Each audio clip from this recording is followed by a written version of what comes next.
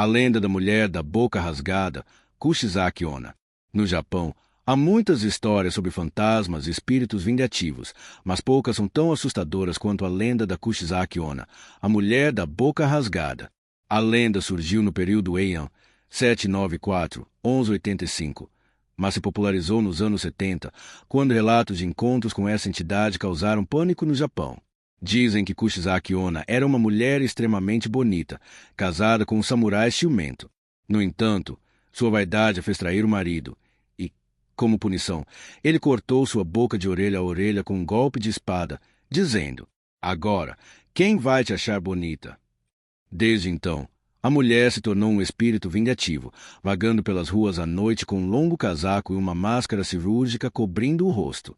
Ela aborda suas vítimas, geralmente crianças ou jovens, perguntando: "Eu sou bonita. Watashi, kirei?" Se a pessoa responde não, ela mata com uma tesoura ou uma lâmina. Se responde sim, ela remove a máscara, revelando sua boca deformada, e pergunta novamente: "E agora?" Se a vítima responder não dessa vez, ela é cortada ao meio. Se responder sim, Kushizaki Onna rasga sua boca para que fique igual à dela. Dizem que algumas formas de escapar incluem responder "você está na média", jogar balas de caramelo no chão ou distraí-la perguntando sobre sua aparência. Nos anos 70, a histeria em torno da lenda cresceu tanto que houve relatos de pessoas atacadas por uma mulher mascarada. A polícia chegou a reforçar patrulha em algumas cidades do Japão. Prólogo: o sussurro da máscara. A noite estava fria em Kyoto. As ruas estreitas da cidade velha eram iluminadas apenas pela luz amarelada dos postes e pelas lanternas vermelhas das lojas que ainda resistiam à madrugada. Naquela noite, Aiko voltava da universidade sozinha, segurando a alça da mochila como se isso pudesse protegê-la do medo crescente em seu peito. Ela conhecia as lendas. Desde criança, ouvirá histórias sobre a Kushizaki Onna, a mulher da boca rasgada.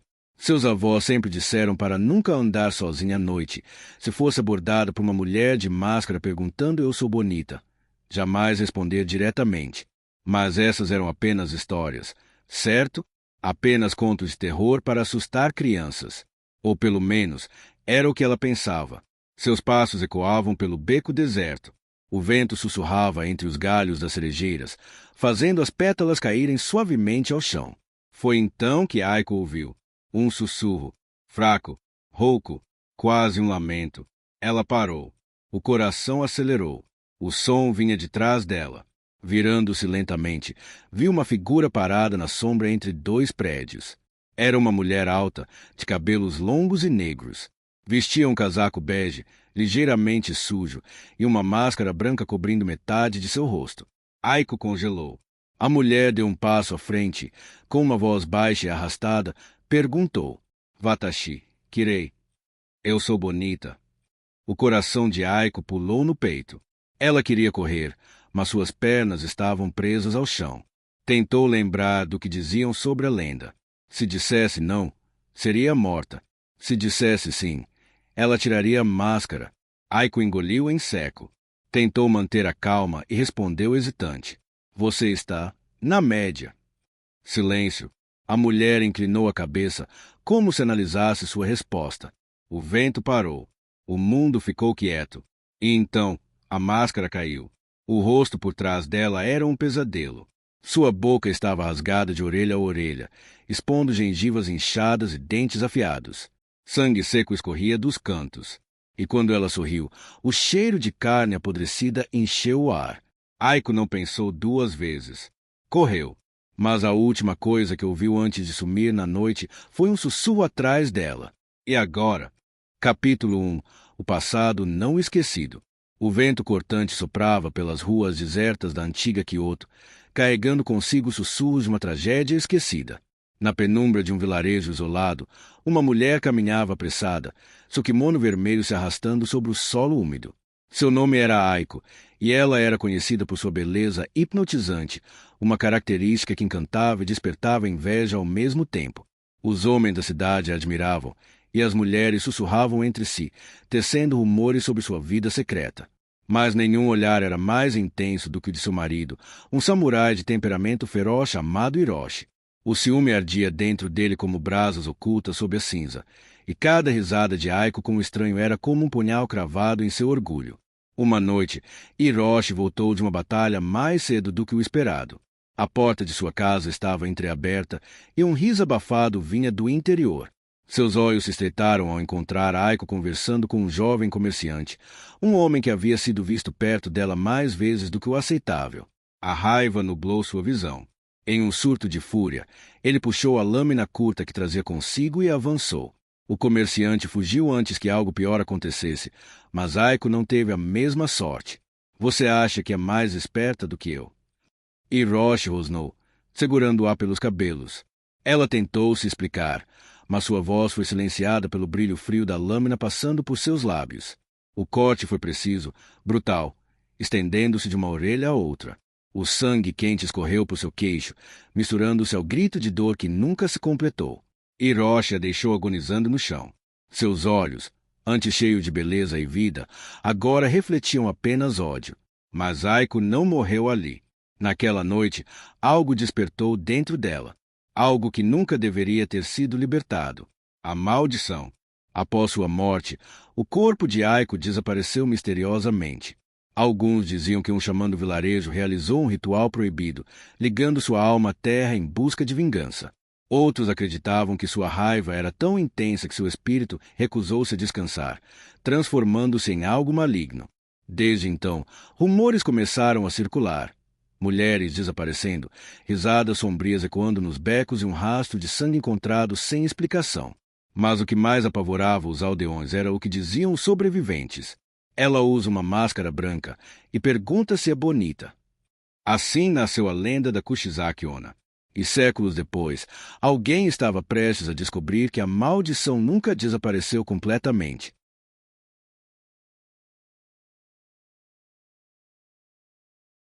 Capítulo 2. O Encontro Sombrio. A noite envolvia Tóquio como um manto denso e silencioso. No coração da cidade, entre becos apertados e ruas iluminadas por letreiros de neon, Ryu e Mei, dois estudantes universitários, caminhavam após uma festa. O relógio já passava da meia-noite e as ruas antes lotadas começavam a esvaziar, deixando apenas o som distante de carros e passos apressados. Você tem certeza que essa rua é um atalho? Mei perguntou, abraçando os próprios braços ao sentir um arrepio inesperado. Ryu riu, tentando esconder o desconforto. Confia em mim, Mei. Já passei por aqui várias vezes. É tranquilo. Mas não naquela noite. Quando dobraram uma esquina, o ambiente pareceu mudar. O ar ficou denso, pesado. A luz dos postes piscava de maneira errática e um vento gélido soprou, trazendo consigo um sussurro estranho, quase um lamento distante. Mei parou abruptamente. Você ouviu isso? Antes que Ryu pudesse responder, uma figura emergiu da escuridão. Era uma mulher esguia, vestindo um longo casaco bege, parado no meio do caminho. Seu rosto estava coberto por uma máscara cirúrgica branca, como as que muitas pessoas usavam no inverno para evitar resfriados. Mas algo nela parecia errado. Muito errado. Ela se inclinou ligeiramente para frente, com uma voz suave. Perguntou, Watashikirei? Eu sou bonita. O coração de Mei disparou. Ryu soltou um riso nervoso, tentando disfarçar a tensão. Ai, sim, claro. A mulher inclinou a cabeça para o lado. Algo na forma como seus olhos brilharam sob a máscara fez um calafrio percorrer a espinha dos dois. Então, sem aviso, ela ergueu as mãos lentamente e retirou a máscara. Debaixo dela, sua boca estava rasgada de orelha a orelha, formando um sorriso grotesco e profundo. Dentes pontiagudos brilhavam sob a luz fraca, e a pele ao redor do corte parecia retorcida e costurada de maneira grotesca. Mei sentiu um grito subir pela garganta, mas seu corpo congelou de puro terror. Core Demo? E agora? A mulher perguntou, sua voz assumindo um tom mais gutural, carregado de algo não humano. Foi nesse instante que as luzes da rua piscaram violentamente e tudo ao redor mergulhou na escuridão. A última coisa que se ouviu foi um grito abafado, seguido pelo som cortante de uma lâmina sendo desembainhada.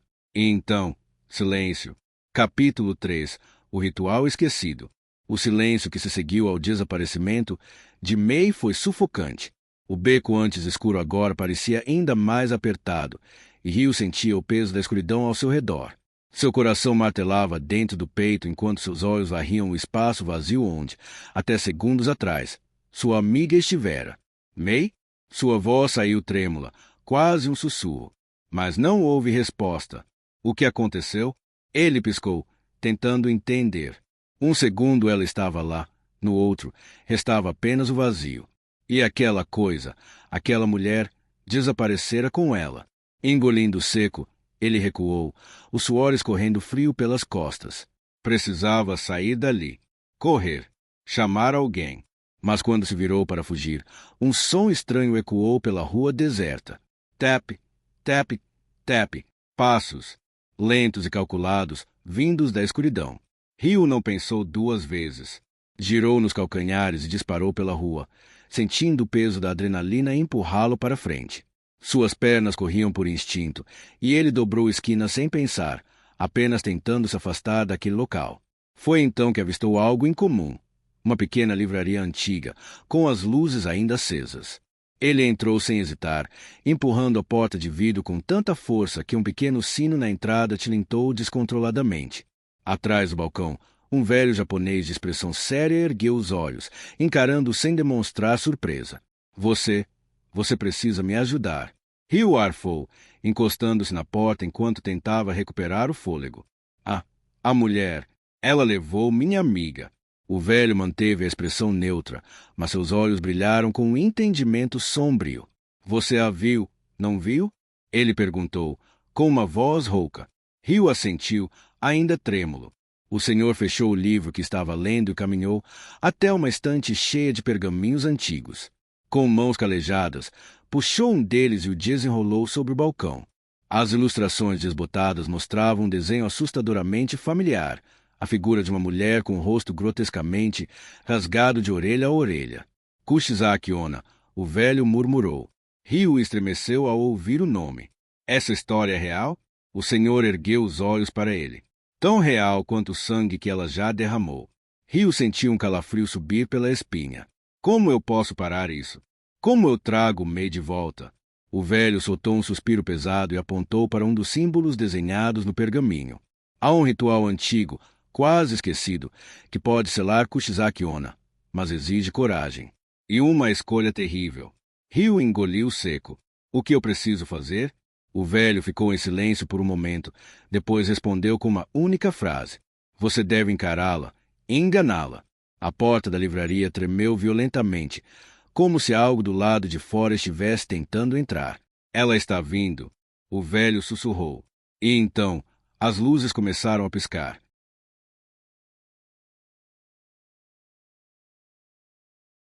Capítulo 4. A verdade sob a máscara. As luzes piscavam freneticamente, lançando sombras dançantes pelas paredes da livraria. Rio sentiu o ar ficar mais pesado, como se uma presença invisível estivesse pressionando seu peito, drenando suas forças. Do lado de fora, o som de unhas arranhando o vidro ecoou pelo ambiente, seguido por um sussurro gélido. Watashi, kirei? A voz macabra sibilou na escuridão, fazendo Rio se encolher. O velho ao seu lado, no entanto, permaneceu imóvel, observando com olhos sombrios e calculistas. Você precisa ouvir com atenção. Garoto, seu tempo está acabando. Rio se forçou a respirar fundo e assentiu. Como eu paro ela? Como eu trago May de volta? O velho desenrolou mais um pedaço do pergaminho antigo, revelando símbolos que pareciam escritos com sangue. Ele apontou para um deles, um círculo ritualístico envolto por caracteres antigos. A lenda conta que Kushizaki Onna é um espírito amaldiçoado, assombrando os vivos por conta de sua dor e raiva. Mas há um erro que poucos conhecem. O vidro da livraria estalou, como se algo estivesse prestes a quebrá-lo. Erro? Rio engoliu seco. O velho assentiu lentamente. Ela não pergunta se é bonita porque quer matar. Ela pergunta porque precisa de uma resposta específica. Rio sentiu seu estômago revirar. Qual resposta? O velho hesitou. Pela primeira vez, seu olhar parecia relutante. Se você responder não, ela o matará imediatamente. Se disser sim, ela arrancará sua boca para que fique igual a ela. Mas se você a enganar, se disser algo confuso, ela hesitará. E nesse momento, você terá uma chance de escapar. Rio sentiu o suor escorrer por sua nuca. O que eu devo dizer? O velho apertou os olhos, parecendo pesar cada palavra antes de finalmente murmurar. Diga que ela é mais ou menos bonita. Isso fará com que ela se confunda. E nessa fração de segundo, corra. Creche. O vidro da livraria se estilhaçou em 1000 pedaços, espalhando cacos por todo o chão. O vento gelado soprou para dentro, carregando consigo o cheiro de ferro, sangue e algo podre. No meio da névoa que começava a se formar dentro da loja, ela estava ali, Kushizaki Onna. Seus longos cabelos negros balançavam levemente, e sua pele pálida contrastava com os trajes escuros. Mas o que fazia o sangue de Rio gelar era a máscara cirúrgica manchada de vermelho. Watashi, kirei? Ela perguntou, sua voz gotejando veneno e malícia. Rio congelou. Seu corpo gritava para correr, mas ele sabia que não podia. Ele precisava fazer aquilo direito. O velho ao seu lado murmurou. Agora, garoto. Responda. Rio engoliu seco e olhou diretamente nos olhos dela. Sua voz saiu trêmula, mas firme. Você é mais ou menos bonita. A criatura parou. Seus olhos arregalaram-se como se não compreendesse a resposta. E naquele breve segundo, Rio virou-se e correu como nunca. Capítulo 5.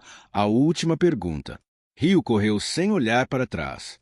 Seus pés mal tocavam o chão da livraria, deslizando pelos cacos de vidro espalhados. Ele podia ouvir os passos apressados de Kushizaki Onna atrás dele, cada vez mais próximos. O ar gelado cortava sua pele, mas ele não podia parar. Não agora! O velho da livraria gritou algo, mas sua voz perdeu no caos. Rio disparou porta afora, jogando-se na rua deserta. A névoa densa parecia se espalhar por toda a cidade, engolindo os postes de luz e os prédios como uma cortina viva. Watashi, kirei? A voz da mulher ecoou diretamente em sua mente, fria e cortante como uma lâmina. Rio tropeçou e quase caiu, mas conseguiu se firmar, arrastando-se para um beco estreito.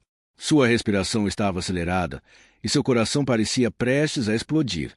Ela estava atrás dele. Os grãos de areia do asfalto estalaram sob seus pés. O som de tecido rasgando preencheu o beco, e Rio sentiu algo passar a centímetros de sua cabeça.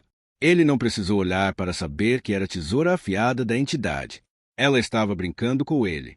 Ele precisava pensar. A resposta havia funcionado por um momento, mas não era o suficiente. O velho da livraria mencionou que ela buscava algo além do medo, que sua pergunta não era apenas uma armadilha. O que Kushizaki Onna realmente queria? Rio lembrou-se do pergaminho, dos símbolos escritos com sangue, do erro na lenda.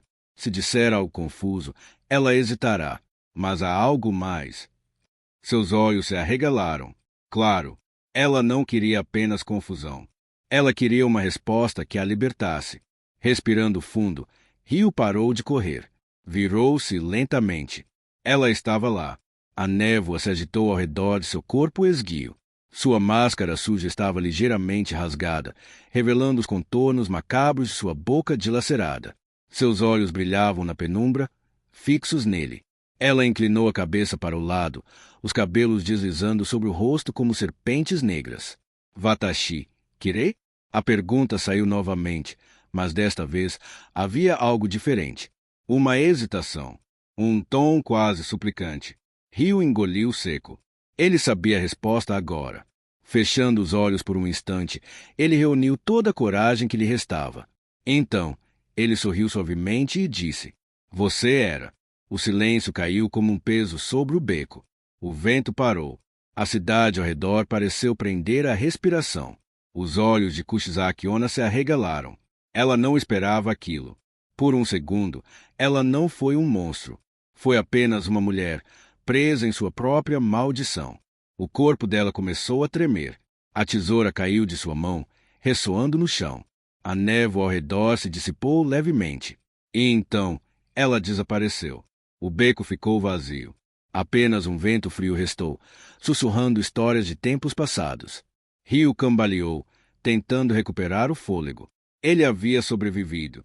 Mas, no fundo, sabia a verdade. Ela não havia ido embora para sempre.